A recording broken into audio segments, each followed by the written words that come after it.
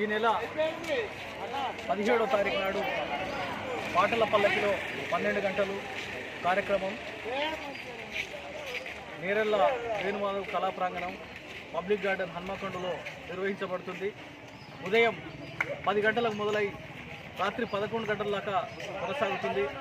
రాష్ట్ర వ్యాప్తంగా కళాకారులు ఈ పెద్ద సంఖ్యలో తరలి వస్తున్నారు.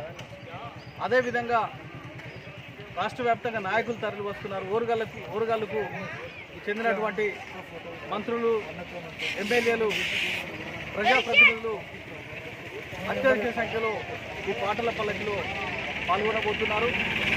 ఈ పాటల పల్లకి యొక్క ముఖ్య ఉద్దేశం తెలంగాణ ఉద్యమంలో 14 ఏళ్ళు ఆడిపాడి అహర్నిశలు తమ పాటలను గళాలను అందించిన కళాకారులు తెలంగాణ రాష్ట్రం ఏర్పడిన తర్వాత ఎట్లా వివక్షకు గురైండ్రు, ఆ ప్రభుత్వంలో ఎలా దగపడ్డరు, సాంస్కృతిక సారథిలో అనర్హులకు ఉద్యోగాలు అమ్ముకున్నటువంటి గత ప్రభుత్వం ఈ కళాకారులకు ఎట్లా మోసం చేసింది వివరించడానికే ఈ పాటల పల్లకి.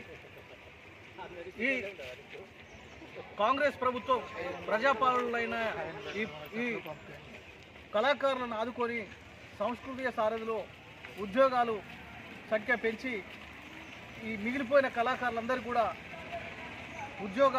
ఉపాధి అవకాశాలు కల్పించాలని విన్నవించేదే ఈ పాటల పల్లకి.